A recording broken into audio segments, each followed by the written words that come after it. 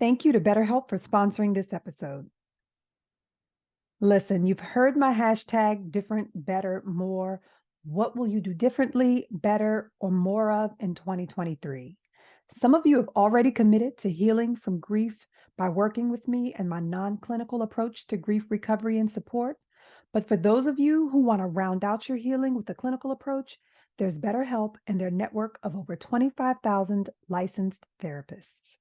BetterHelp is the world's largest therapy service and it's 100% online. To get started, you just answer a few questions about your needs and preferences in therapy.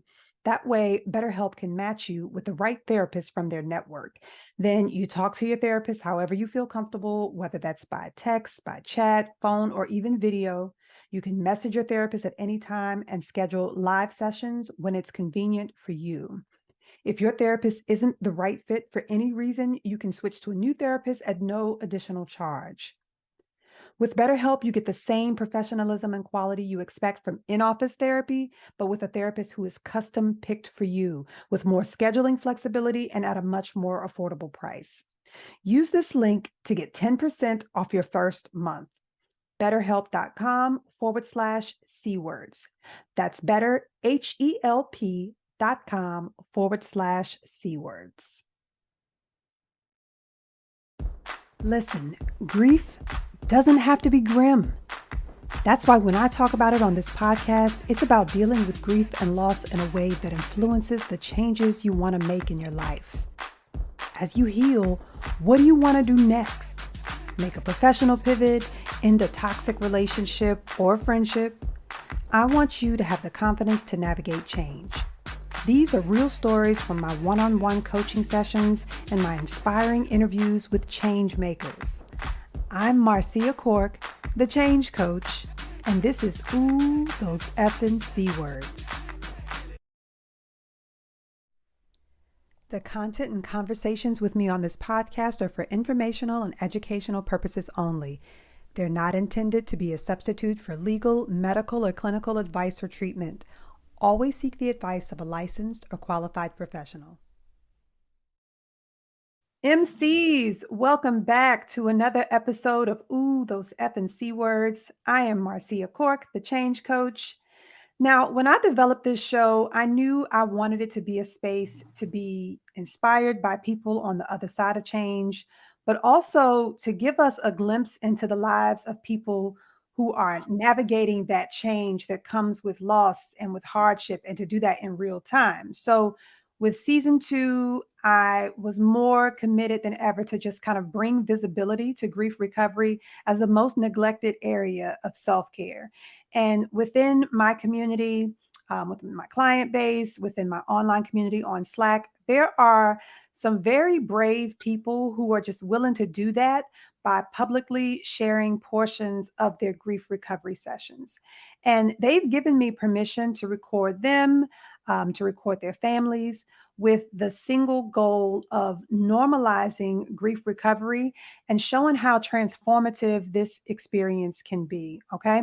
So, to protect their privacy, those sessions, this one today, they're going to be audio only. So, there'll be no accompanying visuals for Spotify or going on my YouTube channel.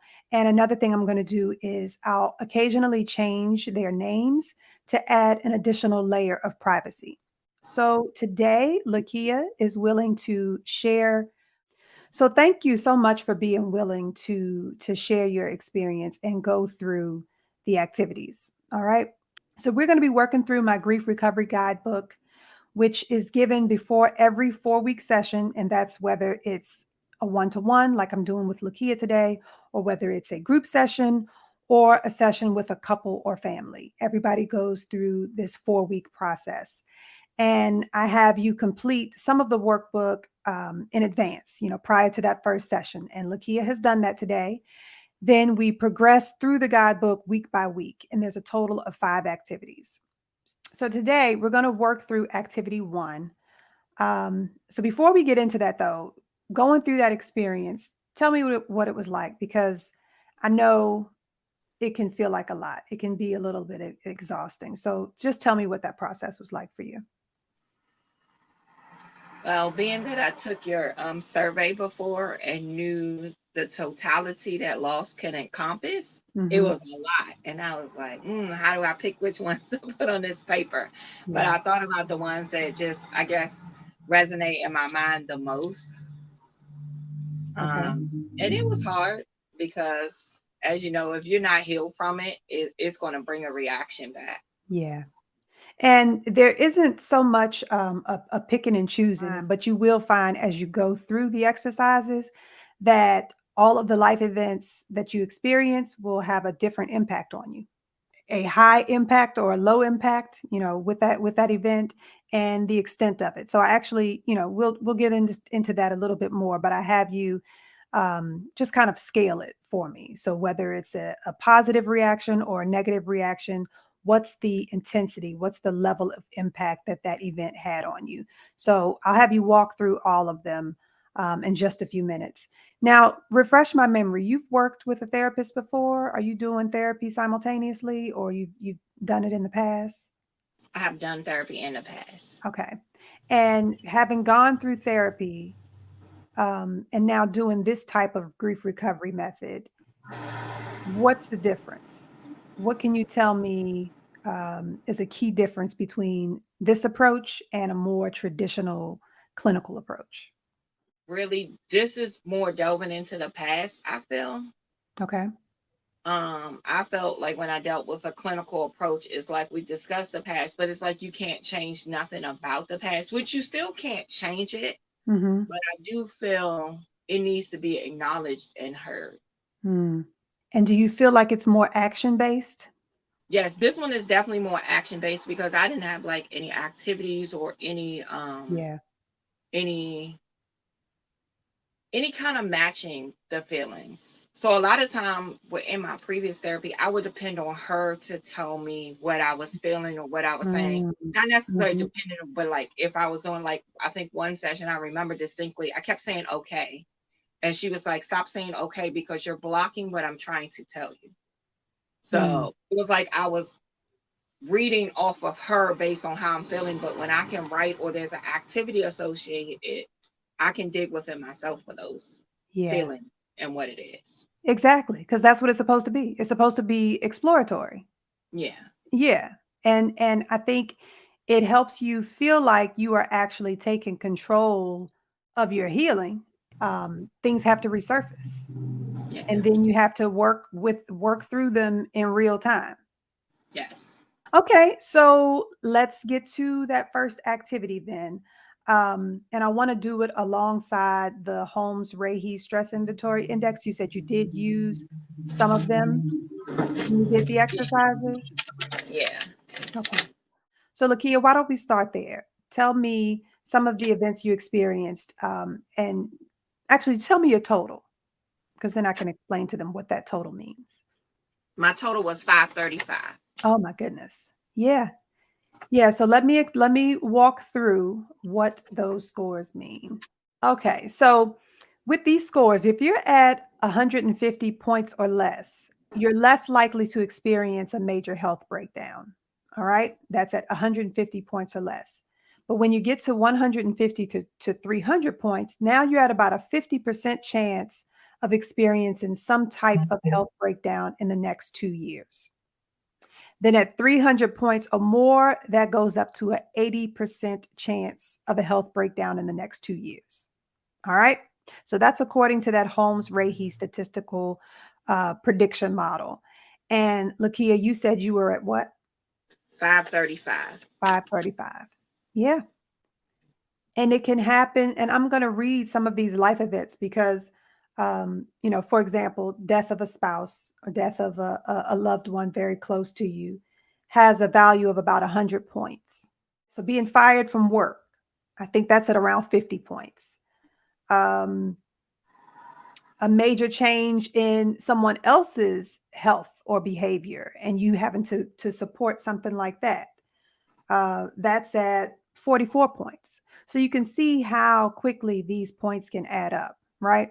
So let me explain to people what activity one is. This one has you look at a number of life events over the course of your life, actually. How far did you go back, LaKeya?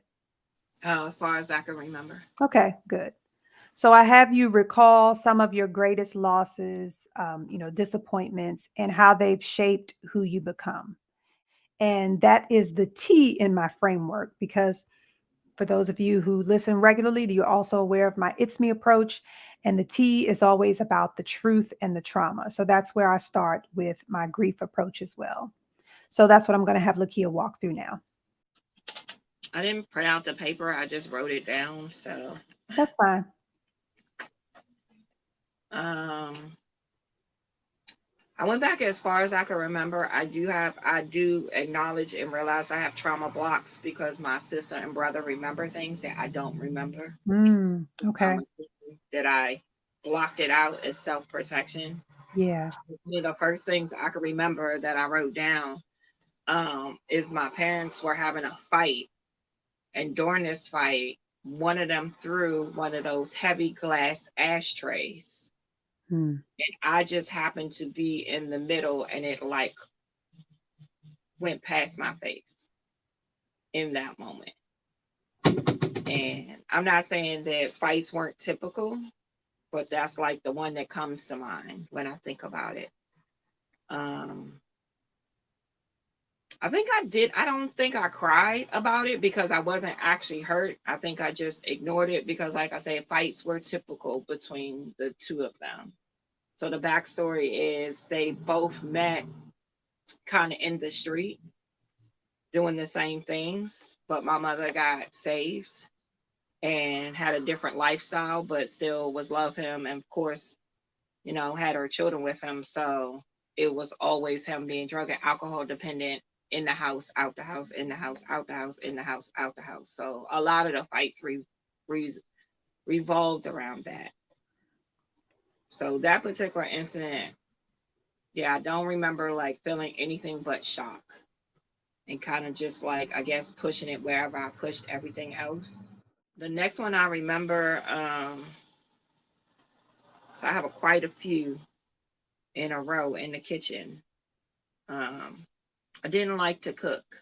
And for the longest time, I didn't know why, but I had a lot of trauma associated in the kitchen. But the next one I could remember, I don't remember what I did, but my mother was disciplining me with a belt. And just as children do, I went to duck, and the belt hit me across my face and cut my face open. So it was like a gash on my face. And of course, I cried. Um, but again, it was just something like, because she was a heavy disciplinarian. So it was like what you had to expect, kind of like internalize. I did something wrong, just don't do it again, or just don't get caught, so I won't get spanked no more. Um, One of the next ones I wrote is I remember us cooking together, making a pie or something in the oven, and I was excited for it to come out and didn't use an oven mitt, and I dropped it. And she disciplined me because of that.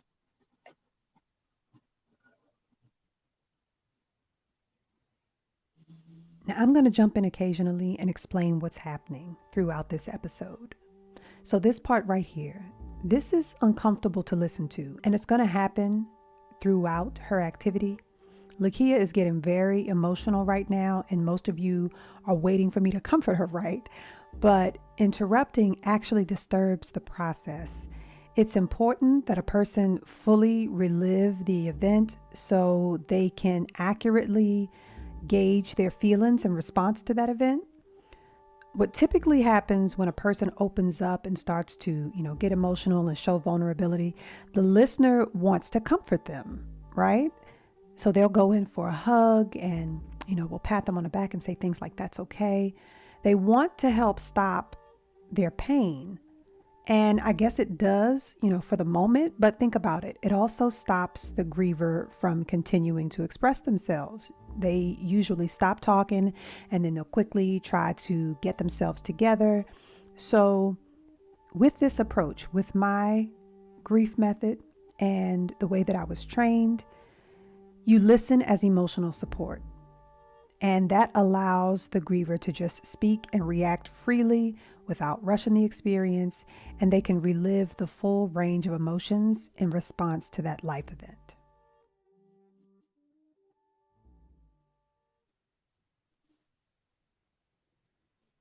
Again, a lot of these I only remember the actions, not necessarily what I felt, because I think growing up, like, I felt my feelings weren't acknowledged, at least by my mom. So that's probably why they're still coming out now. It was kind of like, once again, you did something wrong. You deserve to get punished for it. So just accept the punishment.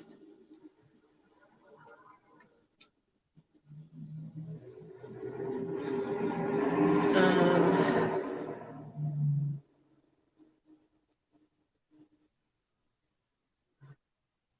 One of the next ones I remember is um, the loss. Like, I skipped ahead. I just did it as they came to my mind. When I got pregnant with my first child and being with her father, and then realizing he wasn't going to change, and I had to make that decision to best take care of me and her. But I decided to like break up with him before she was born, or like right after she was born. And then it was hard by myself, like, because he immediately withdrew. And that loss at that point was so, I'm assuming it was postpartum depression associated with it. Like, it was so hard in that moment that I took like a lot of pills, because I'm like, I don't know why I made this decision. This decision was dumb. I should have just stayed with him and tolerated it. Like, I don't know what to do with this baby. Like, I was 22, 23 years old. I had my daughter when I was 23.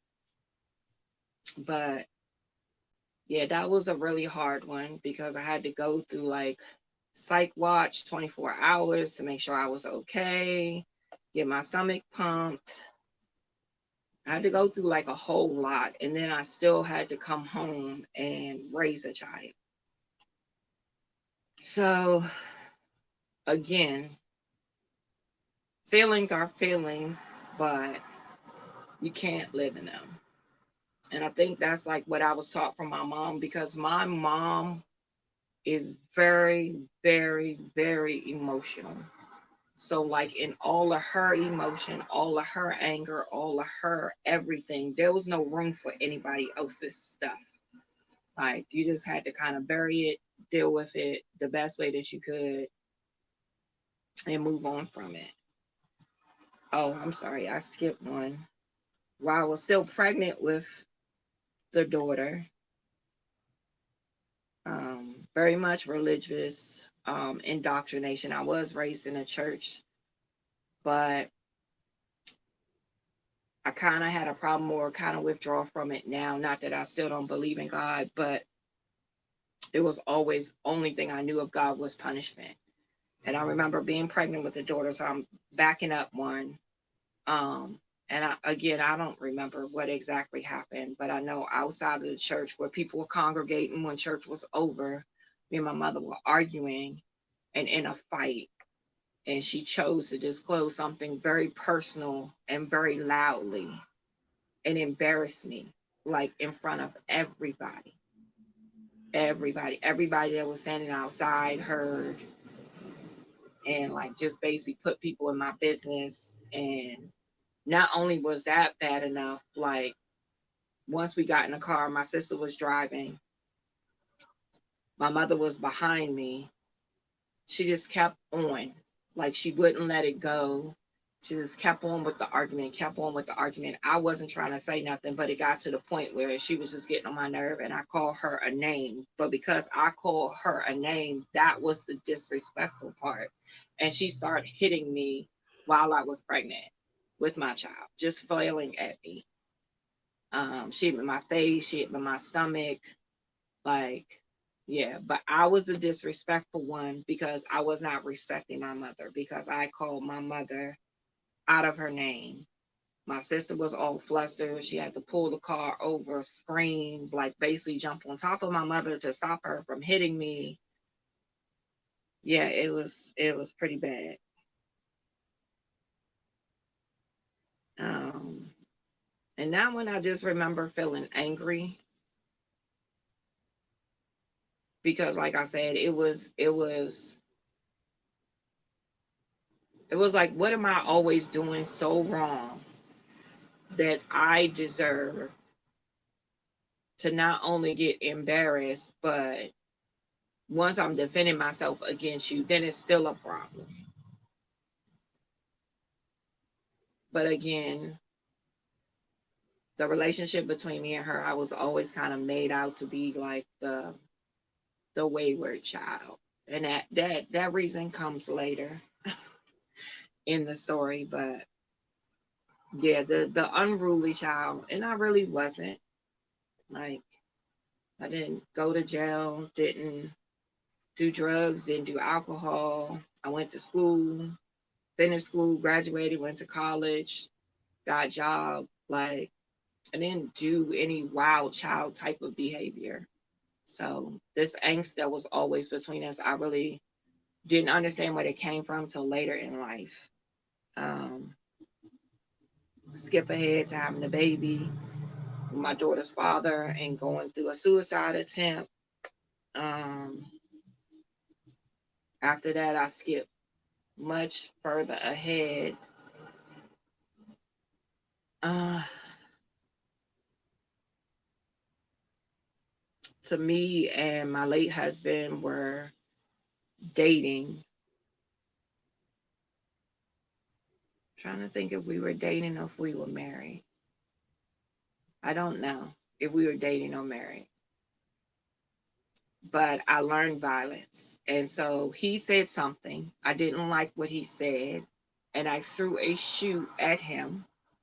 So, reminisce to what I went through as a child, some seeing people throw objects, whatever. I threw a shoe at him in his direction. And I didn't realize I had such good aim and it hit him square in his face.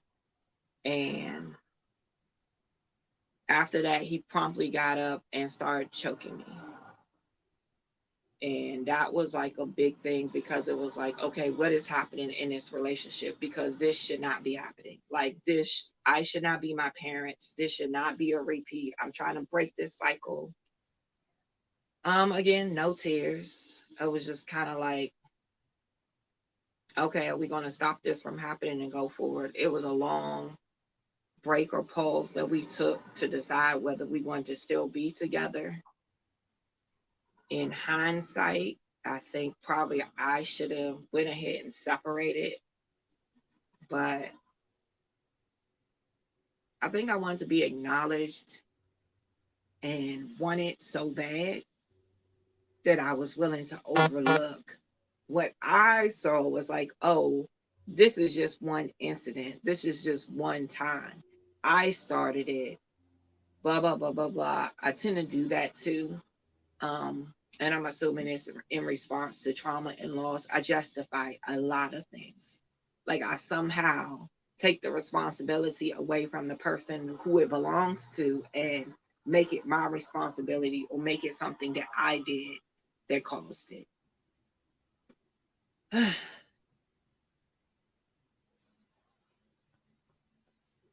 um,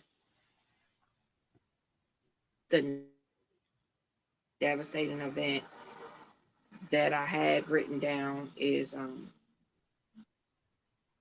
the very first child my husband and I conceived. We weren't pregnant. I mean, we weren't married. But that's why we decided to get married because I was pregnant. And I don't think he was ready, but we were yelling and arguing so much I miscarried that baby. So that was hard to go through because, and I did cry. I did mourn that child because it's like, why can't my body hold the baby? And I blamed him some because I felt like he was nitpicking a lot of things because he wasn't ready. But like immediately after we had got pregnant again, I'm trying to remember. Yeah, this was after we were married. We got pregnant. So this the first baby was before we got married. We went ahead and got married. After we got married, we got pregnant again, almost immediately after. And going to that sonogram, which was back then done at 20 weeks, there was a big black mass in the middle of the baby's belly. And the person immediately left the room and went and got the doctor. And when the doctor came in, they said the baby is something, we don't know what this mass is. You should go ahead and abort it because it's more than likely not going to survive outside of you. So that was really hard because I was with my husband. I wanted to have a baby. We miscarried the first baby. And it's like now we made it to 20 weeks. We had named her. Her name was Paige. And now we got here trying to find out if it's a girl or boy. And she was a little girl. But it's like now they're like, okay, but I'm kind of tenacious and I don't really give up. He had insurance at that point that was it could be anything we wanted it to be, HMO, PPO, PPOS. So I referred us to John Hopkins. They got us that placed. Um, but I went into labor with Paige at 28 weeks. And she didn't make it. What I remember most about that event is when I went into labor, they kept asking me questions like I was in a concussion. Like, what was my name? Where did I live? What was the month? And I was like, I'm having a baby. I didn't hit my head. I don't know what the reason for that was, but she was born at 28 weeks. She weighed like 3 pounds and something ounces. She had her eyes open at first and she cried.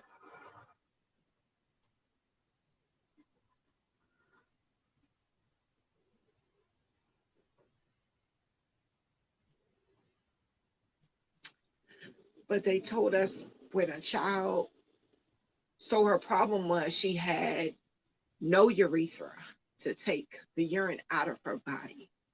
And apparently, when a child is in utero, that's how they build up their lungs. They drink their amniotic fluid and pee it back out. So when Paige couldn't do that, her lungs didn't develop. And they had her like on 3 different breathing machines. And finally, they was like, if you don't take her off the breathing machines, she's going to have a heart attack because she cannot sustain it on her own. So we made the decision to go ahead and stop the machines and let her die peacefully instead of having like a sudden pain. But that was really hard. That was the first time that I saw my husband cry about anything.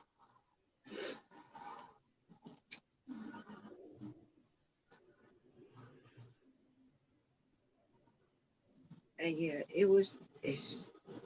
you don't expect to not have your children. Like you don't expect to bury your children.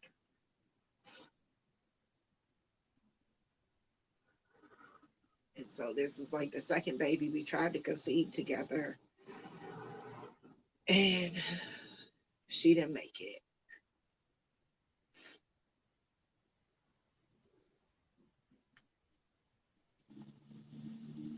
It was like a lot of grief in that situation. Like he blamed me. I kind of like really didn't blame him, blame myself, but we didn't grieve her. We didn't grieve her because we constantly heard, oh, you're young, just have more, you know, just have another one. Just go ahead and try again. So us listening to everybody, that's what we did. We got pregnant with my teenager, Giselle. The loss I wrote in that situation, I don't remember how many months pregnant I was. But again, and my husband moved out. We had our own place, our own apartment, and we had made it past, I think I was past the 28-week mark. She was fine. All the checkups was going good. But whatever reason, we got into an argument. And I tried to get into the room. And he didn't want me in the room. Well, he was trying to do something behind the door. So when I pushed the door open, it kind of flung back and hit his foot. And again, him reacting the way that he did, he put my head through a wall when I was pregnant with my daughter, Giselle. So I didn't even call the police. I think I just screamed so loud the neighbors called the police, but I didn't press charges. Again, like these things happen to me and they kind of seem surreal. The work that I did previously in therapy, I had to learn that like I didn't deserve any of this. But I guess at that point, I kind of felt like in some way, somehow that I did. Like I said, always making a justification for it, that it was my fault if I did X, Y, and Z different, if I prayed harder, if I acted different, I was better, right? Blah, blah, blah, blah, blah. Like all this different stuff to make him change his behavior. But I wrote that one down because I think that's the point in our relationship that I realized I should have probably left before we got married and not been with him because in some way, form, or fashion, it was going to continue. And it was going to be problematic because he didn't even take care or concern that being that we just previously lost two children through no fault of our own, that I was pregnant. Like that was the furthest thing from his mind. Um,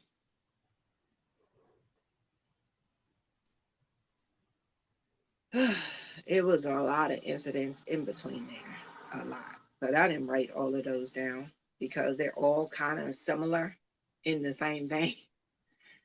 Um,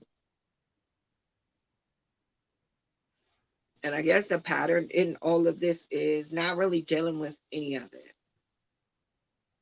We tried a lot of counseling. What would happen is he would go for a while and then make some type of excuse as to why. One time I remember we were paying $10 and that was too expensive weekly. It was too expensive for us to go to, but it was always some excuse as to why we couldn't finish counseling. So back then when I did intensive therapy, like a lot of them therapy sessions, I was in by myself, just doing it for me and trying to get me to a point of healing. And because you can't drag somebody with you where they don't want to be. Um, but the next one I wrote down was we separated and I lost my grandmother all in the same year. So I was like in therapy. We had got a house. But it was contention over the house because it's not the house that he picked. It was a program that I found out about through my mom. And we had to wait until it was ready. But it was like an MPDU program where we were paying less for it. Um, Going into the house, like I said, he had a lot of resentment, I think. But going into therapy, I stayed in therapy 3 years by myself, and it just got to a point where I was just ready to stop justifying his bad behavior, stop justifying the abuse, stop justifying everything that would happen, and went and separated. And I think not even, I don't know if my grandmother happened before. Now, I think my grandmother was the linchpin because my grandmother, as I mentioned before, would like always take us in when we had to go back or the funding or finances got too bad from, dealing with my dad because he may have blown all the money on drugs or whatever the case may be. So, and I skipped over, like I say, some of this runs together. It's convoluted, and I apologize to you and your listeners for that. Um, but I fight with my mom. At 16, I moved in with my grandmother, and from that point, I didn't leave her house until I got married. So when she was like my mother to me, in my mind, she was my mother. because she gave me the love, the care, the foundational stuff that I needed for me to even be here at 45 today. But she died in May. Um, I didn't even need to write that down because that played so much in my head. We had a meeting at work about not accepting phone calls on our cell phone because they look unprofessional. I worked in a daycare and we didn't want to be on the phone or looking at the phone when the parents walked in because we had a duty of care. And she called on her cell phone, so I ignored the first call and she immediately called back. And I'm like, this is not normal. Like, she would normally just leave a voicemail. So I went in the closet and all I remember her saying is, Kiki, my heart, my heart. And so I'm racing to my director's office to get another phone because I can't hang up on her because I want to like know what's going on. But I get to like a landline phone and calling 911 and I hear my grandmother fall on the floor. And that was the last thing I heard of her. And of course I'm upset. I'm frantic. But what I remember most is I think at that time my husband worked from like 4 to 1. So when I went home to try to figure out like what happened, where the ambulance took her, like get down to her house because we were in Gaithersburg and I was trying to get to Hyattsville. He was irritated at that. And I didn't understand how he as my husband could take that attitude and that approach when I just told him what had happened. Like she was on the phone and I heard her drop and I had to send an ambulance to her house. But we get down there. I didn't know what hospital they had took her to because I wasn't there. I didn't stay on the phone with 911 because I was trying to get there. And like I said, that call was on a landline. So I finally found a hospital that she was in and they put me in and I already knew, like in my subconscious, I knew like if they're not taking me to her, it's a problem. And they came in the room and said that she was gone. I just remember like screaming and screaming and screaming. And I remember the people also like telling me that I needed to calm down unless they were going to get the authorities. So again, I thought that that was weird. Like, you never know the level of love between two people. And I believe grief is correlated with the love that you felt for that person. And so to have them try to box in what I was feeling in that moment because it was disturbing to them, like, was also very hard. But after that initial moment, I basically was just logistical, like carried out what I knew she wanted, what she wrote down, what she had set forth in her pre-need with the funeral home, getting all the arrangements, everything. Like, I didn't really cry after that point. It wasn't till like years later that I let myself start feeling what I felt. And then I separated from him. I think she died May. I separated from my husband in the fall. And again, I didn't want to feel anything. I went out to party. I was in the clubs. I was going to get my groove back. Yeah, I didn't want to deal with anything. After my grandmother died, I had to go in probate against my mother.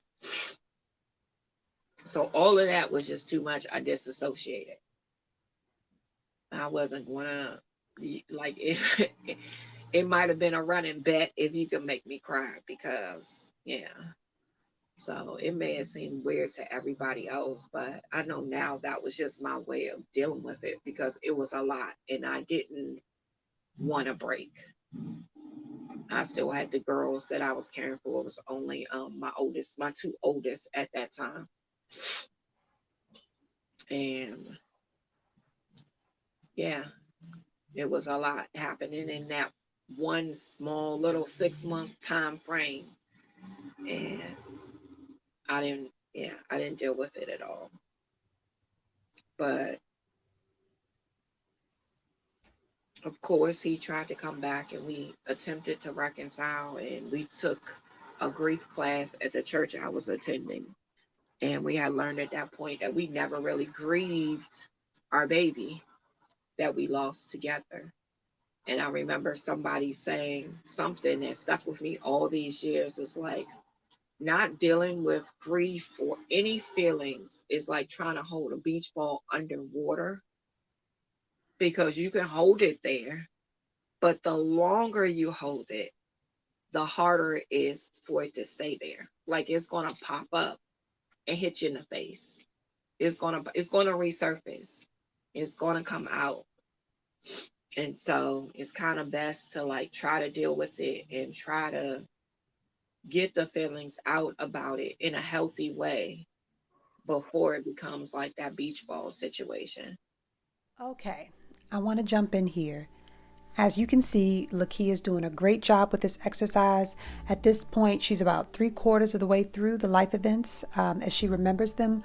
Of course, I want you to continue to listen to the full episode, but I also want to just jump in and share some helpful takeaways, because these are the sorts of things that she and I would talk through after the exercise.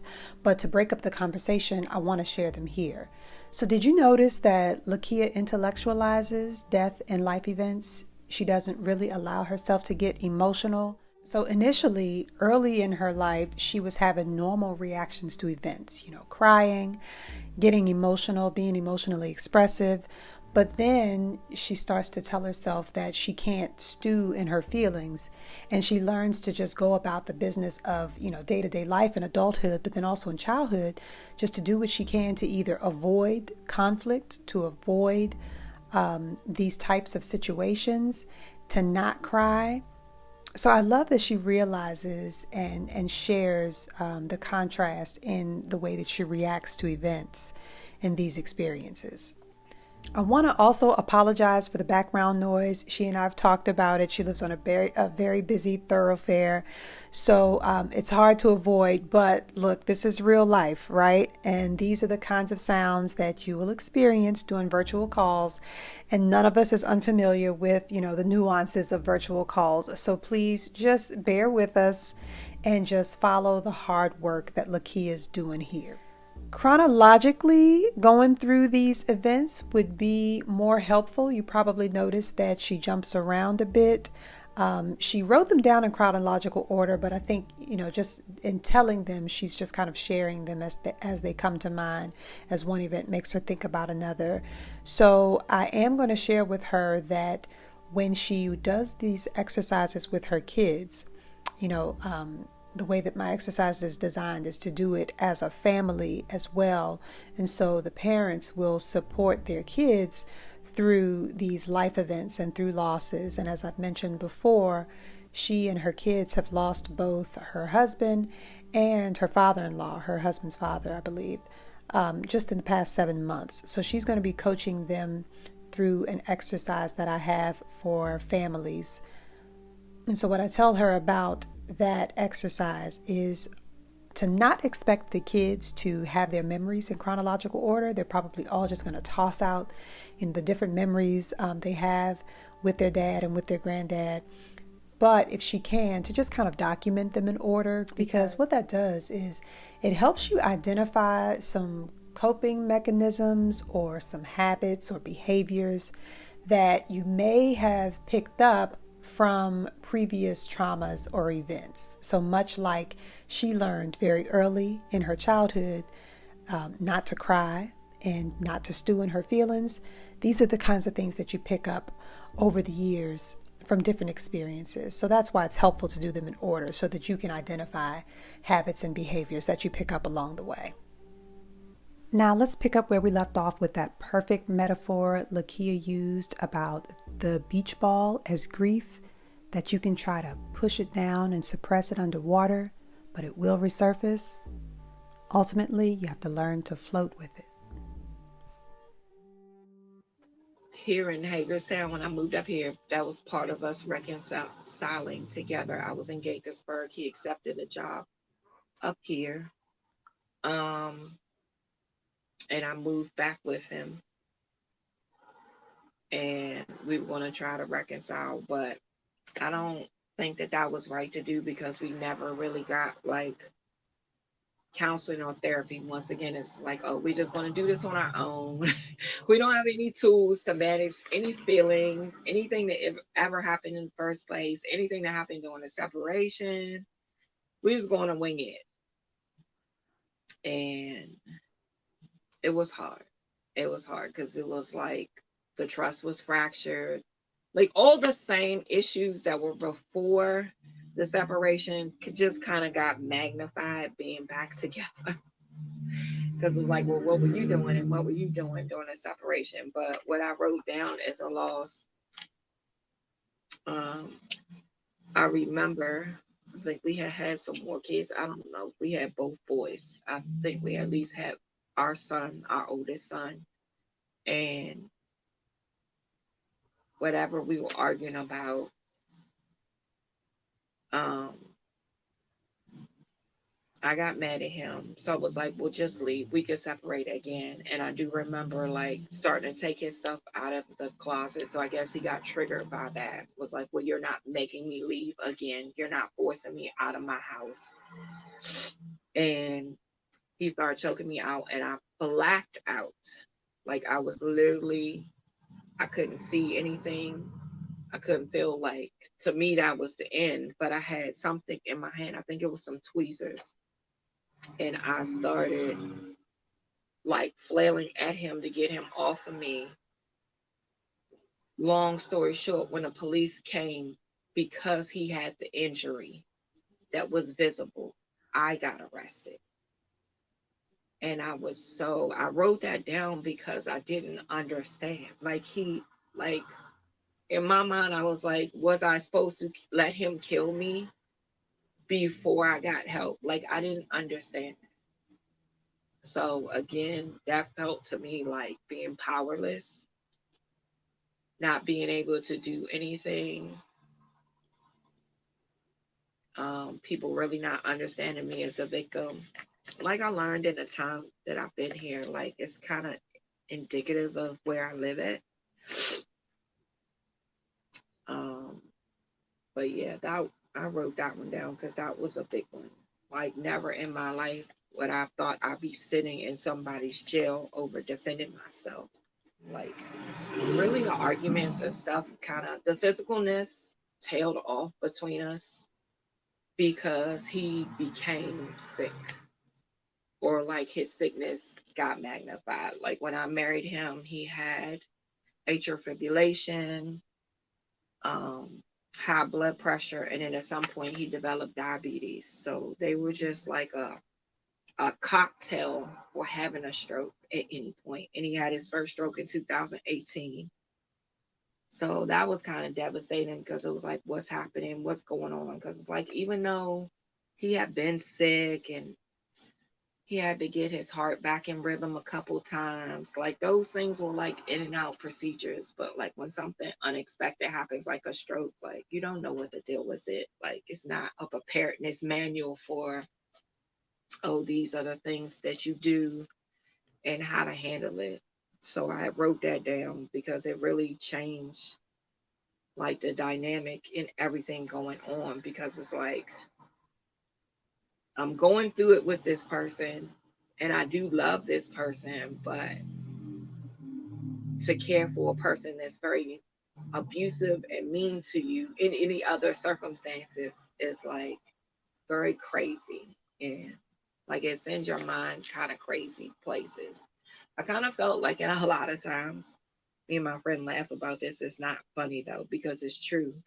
Like I was really living the story of Diary of a Mad Black Woman because like my duty to care for him as a wife was like there and that's what people were judging. And but it's like I had every right to say no. I had every right to walk away. I had every right to put my needs and stuff first, but I didn't do that. Of course, typically, because I never did. um,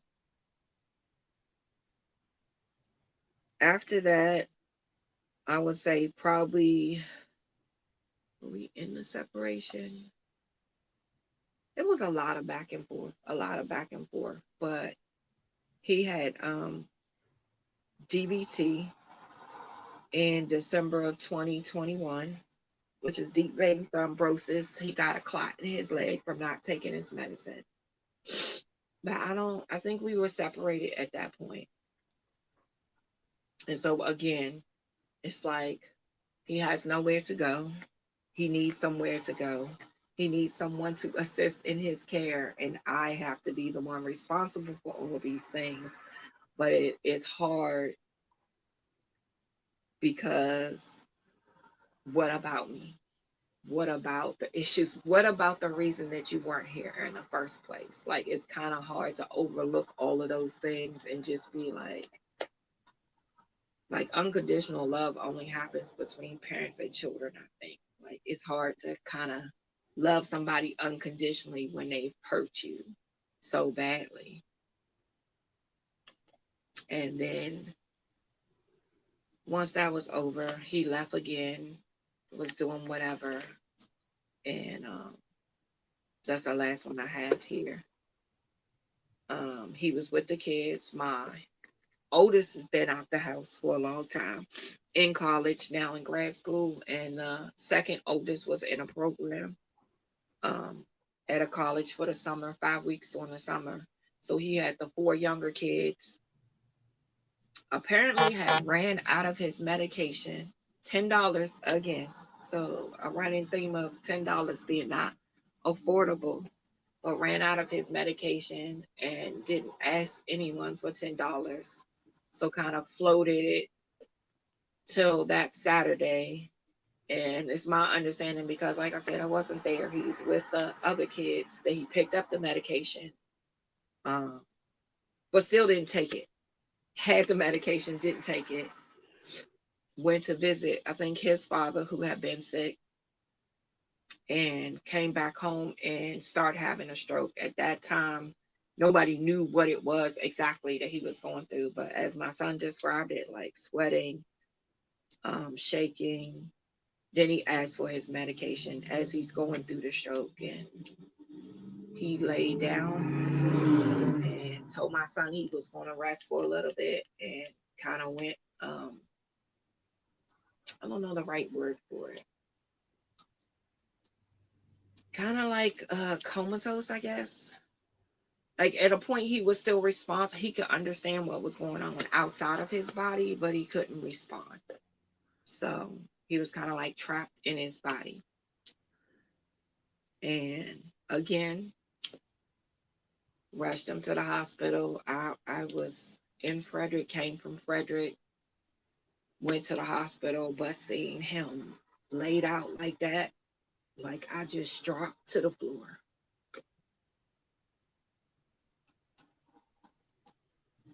As much as we went through, I think I kind of built the image in my mind that he was everything I wanted him to be, if that makes sense. Like, I dealt with the reality, but in my mind, I live in fantasy.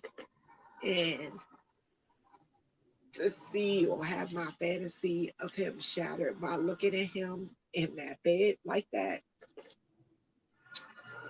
and all the tubes, I just dropped to the floor.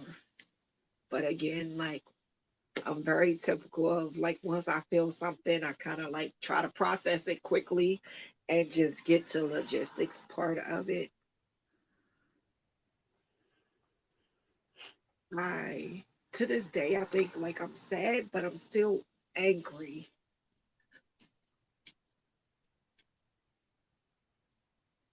I'm angry that the medicine only cost $10 and he didn't ask for $10. I'm angry that he left me by myself to raise the kids. I'm angry over the decisions that he made. Um, he didn't have life insurance. The whole time he told me, I have life insurance, I have life insurance, I have life insurance, you'll be fine. This man had accidental death insurance, but that was so him and his personality to think that he would die of an accident at work before he died from any of the 3 or 4 health conditions that he actually had. He actually lived with every day that he actually suffered from. He stayed in the hospital for a week. That was hard because when people are laid up and it's that time, like, I don't know. I don't know if it's better for somebody to go suddenly or the process to be drawn out, because the way that his family acted, like we were separated. Like we never got a divorce. I was still legally his wife. We hadn't even been separated that long, but his family acted very much like I didn't have a right or I didn't have a place. But my story was like, he still sleeps in the house at nighttime. Because if he was with the kids and they were out late or whatever, I wouldn't make him go back down the road and be like, you can stay here. We were husband and wife. So that was hard dealing with that. His family, that they felt they had more rights and personhood to him than me. I had one of his cousins call and demand that I put one of them on the list at the hospital so they could know what was going on and know every chart and every decision. And I'm like, it was a lot of anger to them too, because I'm like, well, where have y'all been since 2018 when he had his first stroke? This is not a new pattern of behavior for him. And if you cared that much, you would have been involved with him, trying to keep him healthy the same way I have been struggling. I know the man thought I was crazy in the hospital. I bust out laughing because he's telling me or asking me about medicine and how many pills and did I count. And I'm like, sir, you're talking about a grown man. I have 5 children. I don't keep track of how many pills is in his pill box and what he's taking and when he's taking it. And like, I had given up on that a long time ago. Like, I couldn't be his mother, you know? And I think one of the last conversations that we had, that was a real deep conversation. I told him, I said, I think we were just a lot codependent. I was broken girl, you were broken boy, and we propped each other up. But I cannot be your mother and you can't be my father.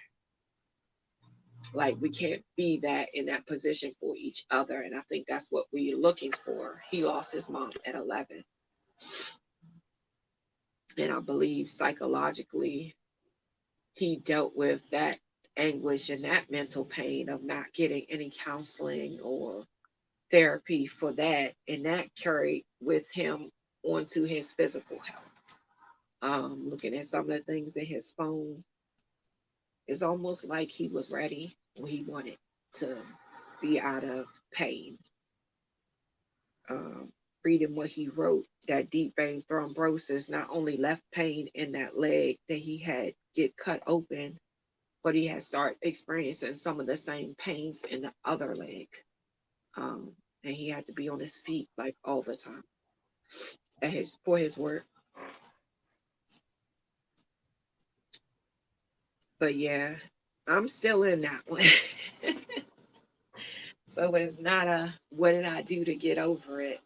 That's still a day by day thing.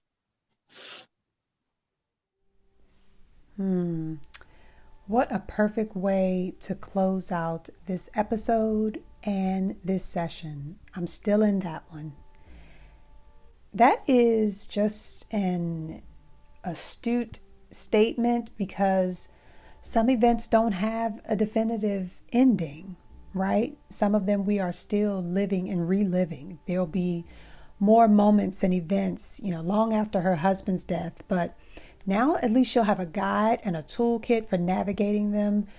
Over the next few weeks, we're going to hear LaKeya talk about any guilt or regrets that she has with these events. And we're also going to talk about what she can do to feel a sense of completion or at least a sense of release. That's the word that I like to use, some sense of release, having re-explored the events over her lifetime, but with these new impressions. And I'll show her how to apply the work she's done to future events, future life events and hardship. My sincere thanks to LaKeya again for her transparency. In a future session, she'll be joined by her kids. She's going to lead her kids through a grief recovery exercise. My sessions can be conducted as one-to-one. They can be conducted as a group or as a family, and also with couples. But that session with her kids will be a little different because that won't be a session that I guide. LaKeya is actually going to use my activity book and my exercises to support her kids through dealing with those losses of their father and their grandfather, again, just 7 months apart. And we're going to listen in. So that's going to be a really empowering session if you're someone who has to support a child through grief. So you'll get to see more of these activities in action. All right. Thanks for listening. I'll see you next week.